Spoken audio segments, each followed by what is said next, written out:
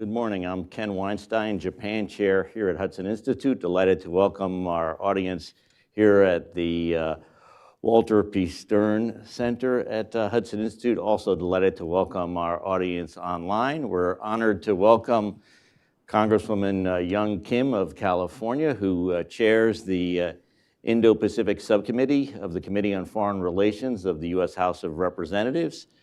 She is, as we all know, a rising star in Congress and in the Republican Party more broadly.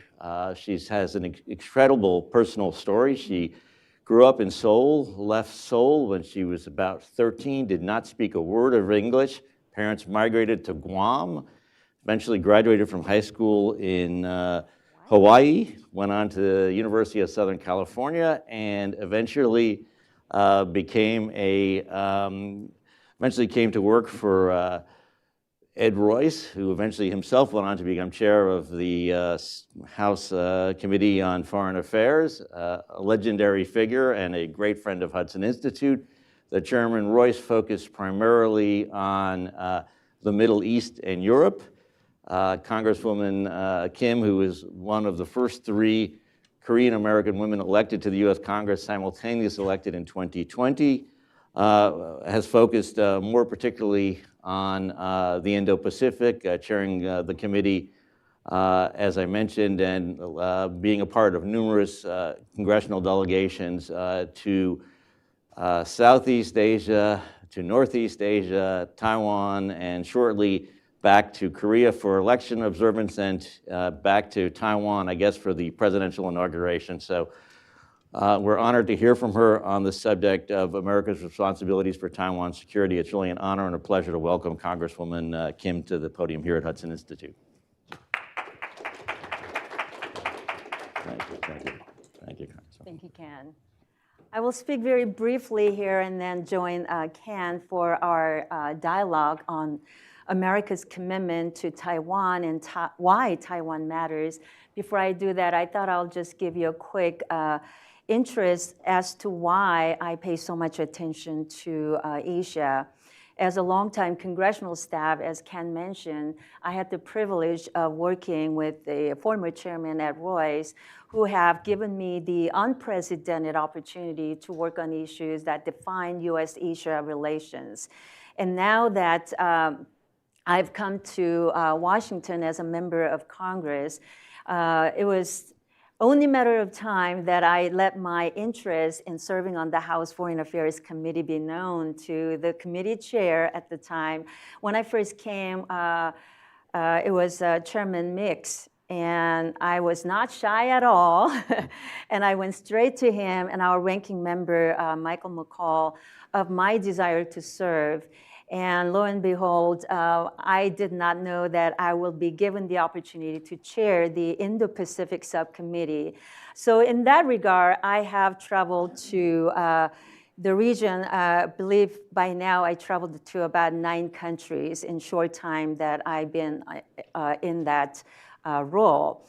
And it was important for me as a chairwoman of the Indo-Pacific to join the chairman, Chairman McCall, on our first trip as a majority party to Asia that included South Korea, Japan, and Taiwan. And meeting with our partners and allies in those countries was very significant, which in all of our engagements, it culminated into why Taiwan matters. And we can talk about that with Ken during our conversation. But my priorities of the Indo-Pacific Subcommittee, which is in line with the full Committee on Foreign Affairs, is to strengthen our relationship and build stronger relationship with our friends and allies in the Indo-Pacific and protecting our democracy in Asia. And meeting with Prime Minister Kishida in Japan and President Yoon in South Korea, and then coming to Taiwan to meet with President Tsai and her government officials there was very, very important because we know we needed to send a very strong message to our allies and partners in Indo-Pacific that China is not going to stop at Taiwan with its long-term ambition to be the dominant economic and military superpower by 2027. We needed to do what we can in terms of rallying our friends and allies in the Indo-Pacific, and that was the main purpose of our travels. And eventually, we had very candid discussions in Japan and South Korea in the beginning, and something that we had not had just a few years ago, candid discussion about Taiwan contingency. What will Japan, what would Korea do if there is a conflict breaking out in the Taiwan Strait? And we had received very strong assurance that they will be there. But in terms of our engagement with Japan, Prime Minister Kishida was basically looking at our delegation and said, it all depends on United States leadership. And that basically tells you that we need to continue to show our leadership and project strength to our allies so they can trust us.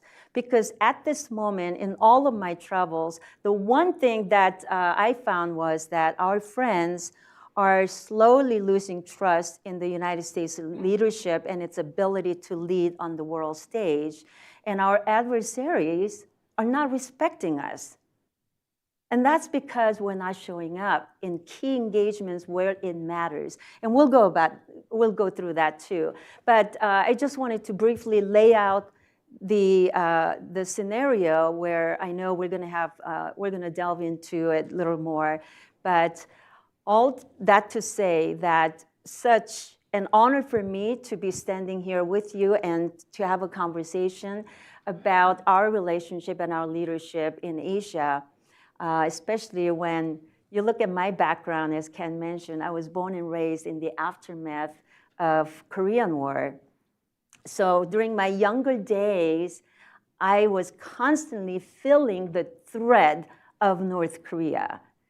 And coming to United States, not knowing a word of English, and I had to learn everything from scratch, and helping my parents who came 6 months after me, because obviously our education system is different here in the United States. So they allowed me to come a little bit early so I can start school. And then when they came 6 months later, as a young girl of like 12 years old, my parents relying on me to take them and translate whatever the legal document they had to pay, going to DMV, getting their license, going to grocery store and helping to translate how much they need to pay for things like that. And then fast forward almost 50 years later, yeah, I am old enough. I'm a grandma too, yeah. So 50 years later, doing what I do, I truly believe, I'm here at such time as this to make sure that my voice, my background can be helpful in terms of keeping that strong relationship and showing that projected strength to our friends and allies in the Indo-Pacific. So with that, I'm going to join you, Ken, and see if we can have a great conversation. Thank you, Congresswoman. Thank you for your leadership. I'm sure when you began school in Guam, the last thing on your mind, the last thing on your parents' mind, the last thing on your classmates' mind would be that you would one day be in the U.S. Congress chairing the subcommittee on the Indo-Pacific that obviously has such critical role, not just for Guam security as well. As you know, it's an incredibly important asset for us in the event of a Taiwan contingency. Let me begin by asking you. You talked about your discussions with the leaders, with President Yoon in South Korea, Prime Minister Kishida in Tokyo, two extraordinary leaders, and their focus on the role of U.S. leadership. When you go, I know you've traveled throughout Southeast Asia. When you talk to the countries that we consider sort of tilting between the United States and China, people who may be with us behind closed doors, but not be with us publicly. What are you hearing from them in terms of how they view a Taiwan contingency, how they view our role, and what should the United States be doing to better engage these kinds of countries? Since you talked about you were in Indonesia right before the ASEAN summit, and in which, as you mentioned when we were chatting beforehand, that President Biden's absence was the first subject that came up in your closed-door meetings. Right. So it was probably a week or two before Indonesia was going to host ASEAN summit in Jakarta. And so we met with foreign minister. Since I was the delegation leader, I sat right in front of her, and the first thing she said was, well, why is President Biden not coming to Jakarta at a very critical summit that we're hosting? And I try to provide the diplomatic response, since I am leading a bipartisan delegation, that it probably had to do with some scheduling conflict, but he is sending Vice President Kamala Harris. And without a bit, foreign minister told me, or literally basically telling me, like, well, she's no president. And she didn't hide her frustration and disappointment that the president will bypass Indonesia for ASEAN meeting and then go to Vietnam. Obviously, that's when he went, and we also went to Vietnam, but that's when he visited Vietnam and then also elevated Vietnam's status to the Comprehensive Strategic Partnership. While Vietnam appreciated President Biden being there, Jakarta certainly did not. And do you think, and in terms of the ability to engage these countries that are not necessarily publicly with us, do you have hope that, what do we need to do to start to better engage the ASEAN countries, particularly in the event of a Taiwan contingency? First thing we need to do is show up in our key engagements that we talked about. For example, ASEAN is one thing. I know the president had his own reason for it, but they are very closely located to China. And our friends and allies in Indo-Pacific are very much dependent on China for the economic relationship. They know that they are feeling the economic coercion. They are constantly threatened by China's presence, militarily, physically coercing them in the South China Sea, Southeast Asia. And then we go and tell them that, look, United States is the partner of choice in the economic relationship, in the trading relationship, but we're not showing up. That's number one that we need to do. And in all of our engagements, we always ask about Taiwan contingency. If something happens in the Taiwan Strait, what would and how would they respond? And they always tell us it all depends on U.S.'s leadership. For example, when we went to Japan, Prime Minister Kishida, we commended or complimented Prime Minister Kishida for increasing their defense budget 2% of their GDP. And so we said, if something happens in Taiwan, will Japan be there and stand with us in defending Taiwan? And Prime Minister Kishida also looked straight in our eyes and said, it all depends on U.S.'s leadership. So we need to show up. On our part, what I'm doing as chairwoman of the Indo-Pacific is that I was appalled when I found out that there was $21 billion worth of arms that Taiwan purchased and paid for, and we have not delivered them. So I immediately introduced the Arms Exports Delivery Act, and I think we have started delivering some, but we still have about $19 billion worth of weapons that Taiwan paid for. We need to do that delivery of arms immediately, and we also need to show that, I've been also very supportive of Taiwan's inclusion in the international organizations. Recognize them as such a strong partner they are, especially during the COVID. Remember, Taiwan has shown time and time again how reliable strategic health partner it is.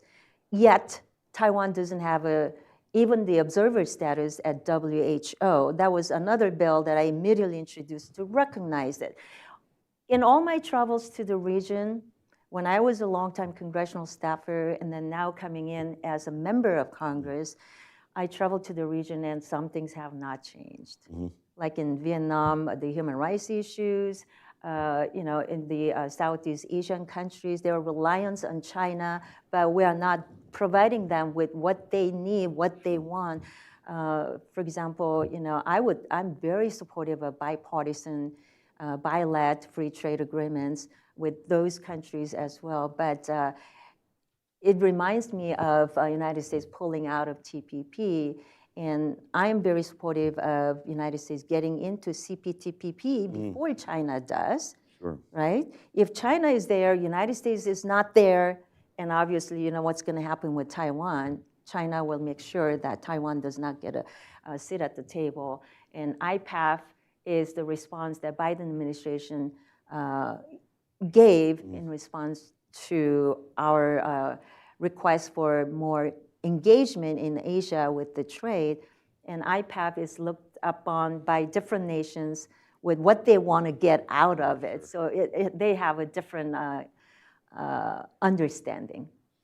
Let me ask you let me at least two questions. One is with regard to Taiwan, which is it's critical we get these weapons, and I mean, in my mind, it's practically political malpractice that these weapons haven't been delivered at this critical moment. It's even worse than political malpractice, policy malpractice. But you hear a chorus of people saying that Taiwan really needs to do more for its own security. On your visit to Taiwan, is Taiwan doing enough? What more does it need to do? And I should note we just had a Hudson Institute delegation led by President John Walters that was in Taiwan a few weeks ago, that met with President Tsai, that met with President-elect Lai to discuss these issues. I believe Taiwan is already doing what it needs to do because, look, they're watching continued Russia's aggression in Ukraine. And how United States respond to Ukraine and providing them with the additional support or equipping them with the arms they need to continue to fight, all of this they're watching very, very closely. We don't want Taiwan to be the next Ukraine, which is why United States is doing what we can, even though we currently have challenges, but without a doubt, we need to continue to support Ukraine, whether directly, indirectly, with the support of our allies like Japan and South Korea are stepping up in that regard. Humanitarian assistance to Ukraine. All of this is being carefully watched, and Xi Jinping is eyeing Taiwan. So Taiwan knows it. President Tsai and then incoming President Lai and its new leadership in Taiwan, they know it. So I think it was very telling when President Tsai met with us last year. She wasn't asking us to provide boots on the ground. She was basically just asking us to deliver what they pay for, and they will work it out. But again, we need to provide and show our strong support to our allies, partners that are fighting and in conflict right now. Middle East is one thing. Ukraine is another, because again, Xi Jinping is watching this, and look who else is watching, Kim Jong-un in North Korea. So I'm also concerned about some conflict breaking out in Taiwan Strait, but at the same time in North Korea's Kim Jong-un eyeing South Korea because he's ramping up his with missiles test more so than ever in any previous under different previous administrations. So the U.S. needs to do more on trade. We need to do more in terms of security engagement, and you are clearly, along with Chairman McCall, you make the very clear link between Ukraine and the Indo-Pacific and the Middle East, all of which is very welcome here. Let me ask you about an area I think you would agree the Biden administration is doing better, which is in the Philippines. The remarkable change in the U.S.-Philippines relationship and how important that is for Taiwan. So when we were in the Philippines, our delegation also flew over South China Sea, and what we saw was congested water in the water, and then we also saw Chinese Coast Guard harassing Philippine military vessels and the fishermen. This was just a few weeks prior to that trip that our delegation was there, remember, Chinese Coast Guard fired the water cannon at the Philippine vessels at the same time. So we went over there, and then we actually met with the Philippine Coast Guard to show our continued strength, because unlike other Southeast ASEAN nations, we have a mutual defense treaty with the Philippines. So when Philippines is attacked on the water, that treaty kicks in, and that's one of the reasons why we went there, to show our continued support. It was interesting, that particular trip, we were flying over with our PA-8, I believe Poseidon. I'm very impressed with our US Navy and the team of 8 that helped us fly over. At that time, we were radioed in by Chinese Coast Guard, really intimidating us and telling us, you are flying over our sovereignty territory, so why don't you get out of here?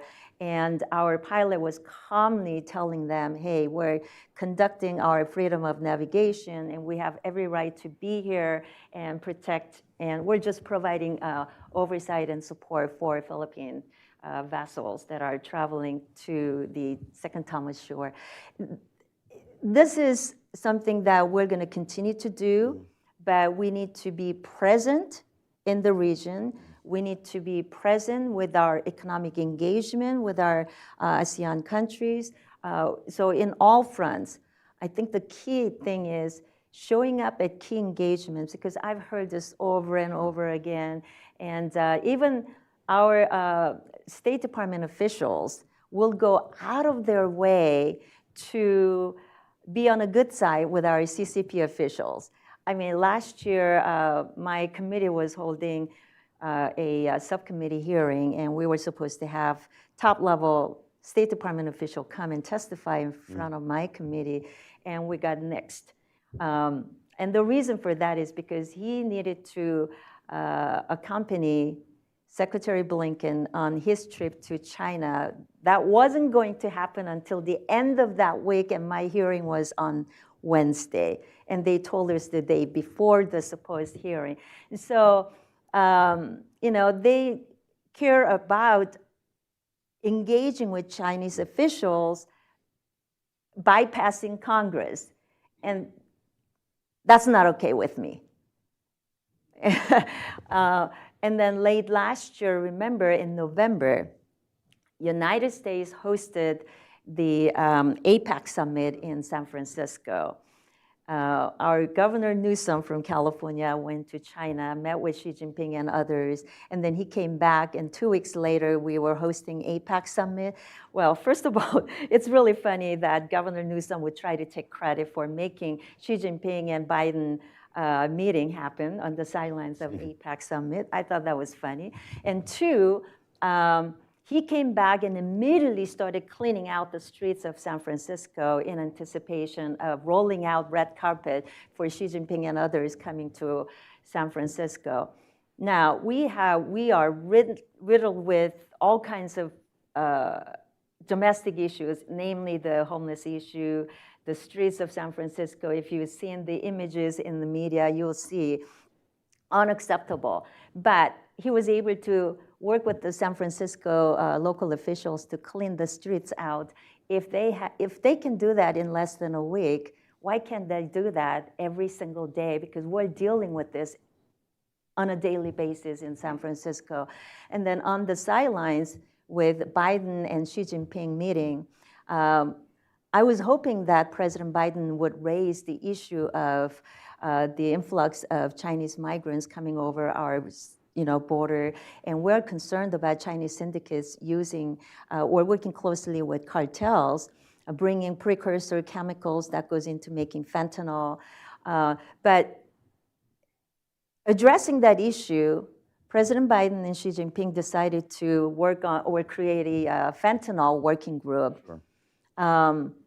Come on, are they serious, right? China is responsible for the fentanyl crisis we have, and now he's asking advice and consultation with China. That was November, and I still have yet to see any deliverables or what are the results of that working group. Reminds me of the Obama administration, which was so proud of having a working group with China on cyber issues. And then they proudly proclaimed that somehow this led to a reduction in Chinese cyber attacks on the U.S., which I kind of find hard to believe. We have time to open up for one question from the audience. Yeah, please keep it brief. We can make it two if we keep it very brief, but let's keep them both. Okay, great, very brief. Yeah, please identify yourself. Good morning, Congresswoman. 안녕하세요. 안녕하세요. I'm Chris Orr, former senior defense editor for 1945, now publisher of the Diorsul Democracy Patreon page. And for one Trojan alumnus to another, you fight on Trojans. As you're undoubtedly aware, a lot of China appeasers and apologists advocate that we should indeed militarily abandon Taiwan and that merely imposing economic sanctions on China will be sufficient if they do decide to launch an invasion. What would your response to these pundits be? Thank you. 감사합니다. Let's do that, and then we'll go to the back question, because your Congresswoman's schedule is very tight. So you want to answer that question first? Let's hear the second question. Okay, great. Maybe I can kind of Yeah, summarize. great. Thank you. Hi, Congresswoman. My name is Joni from Voice of America. Thanks for doing this. So I have a question on Taiwan contingency. You've talked about response that you received from Prime Minister Kishida. What about response that you have been receiving from your counterparts in South Korea? And what roles do you expect South Korea to play in the event of Taiwan contingency? And also, there are 28,500 U.S. troops stationed in South Korea. In the event of Taiwan contingency, do you think the U.S. should be able to deploy those U.S. troops from South Korea to defend Taiwan? Thank you. Thank you for those two questions. Not caring for Taiwan and moving any support will be a grave mistake.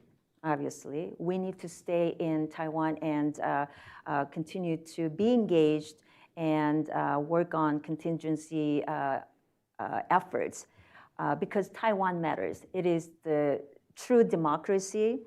It is the beacon of democracy, as you hear it a lot. And our commitment to Indo-Pacific and protecting Taiwan's interests is not just in the U.S. interest. We know Xi Jinping is not going to stop at Taiwan. All the other countries in Indo-Pacific are at risk.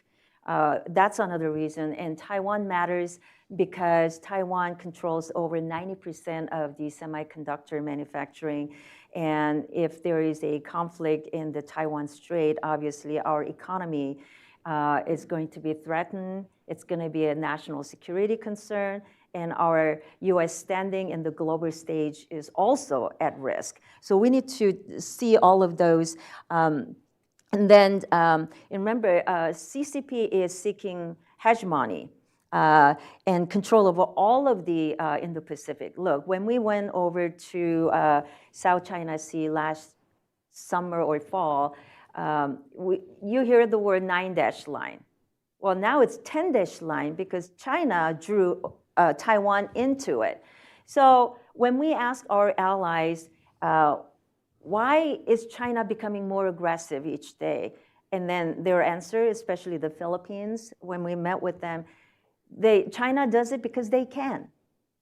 There is little or no pushback from the United States. And to think that our friends and allies in the Indo-Pacific can counter and push back China on their own, that is not realistic, as I mentioned, because they're very dependent on China.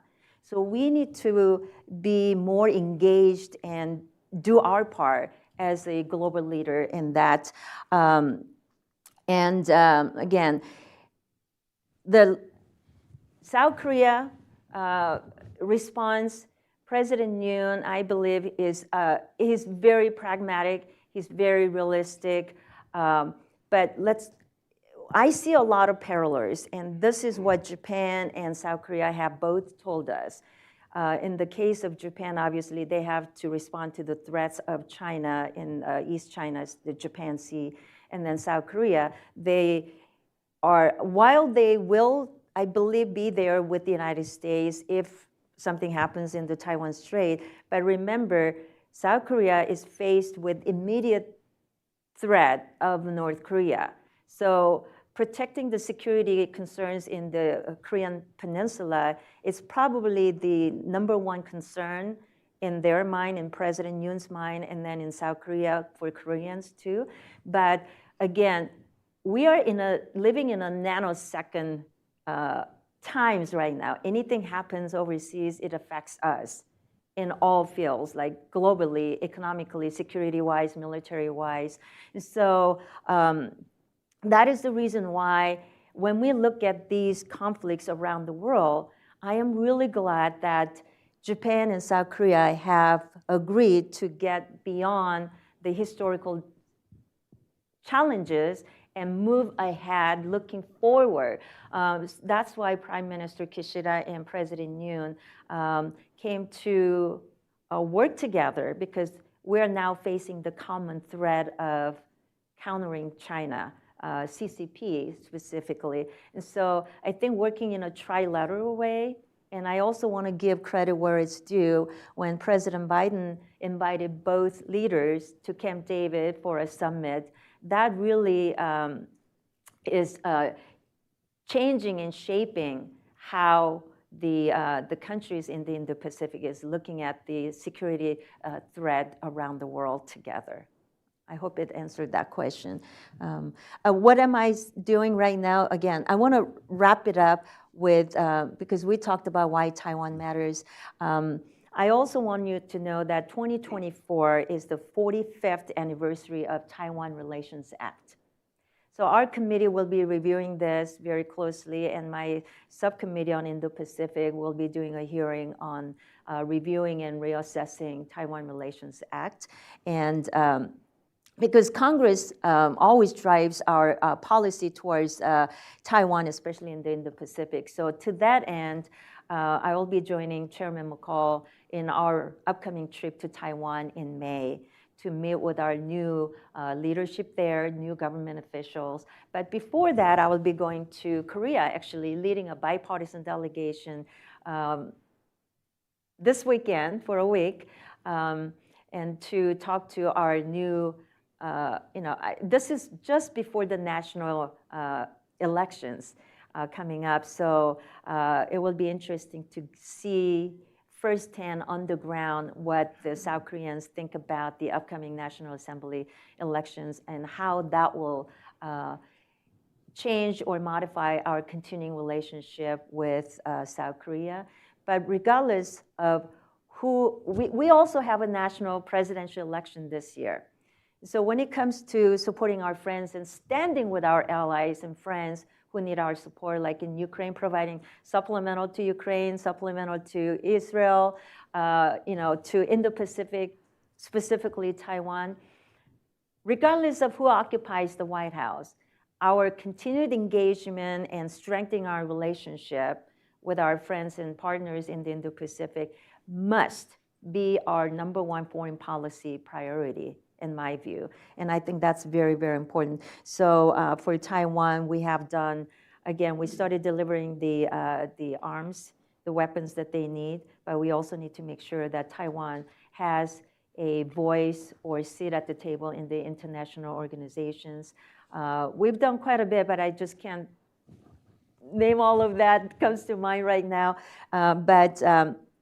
There's one thing that I wanted to share with you. Remember how we have always talked about, discussing the outer island seizure by China.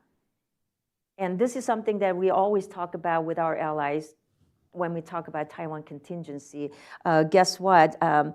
This is a way that China is inching closer to taking over Taiwan. That's actually doing it as we're speaking.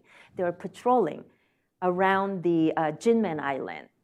You guys know that. You're nodding heads right now. So all of this is coming to so-called the 2027, the end game for Xi Jinping to try to be the dominant superpower surpassing the United States. And to that end, I think we need to stand really strong and show our support. Because again, weakness brings aggression. You hear this a lot. It's nothing new. And as long as I'm serving in this capacity, I do hope that I can bring that unique perspective of someone who have seen the devastation of what a war can bring to any country. And if we don't stand with our friends and allies, what it could do in the long term, it's going to cost the United States even more devastation. So that's why I think we need to stand strong. Thank you, Congresswoman, for your leadership. Thank you for taking the time from your very busy schedule. Thank you. We Thank you for having me. look forward to having you back here many more times in the future. Thank you so very much.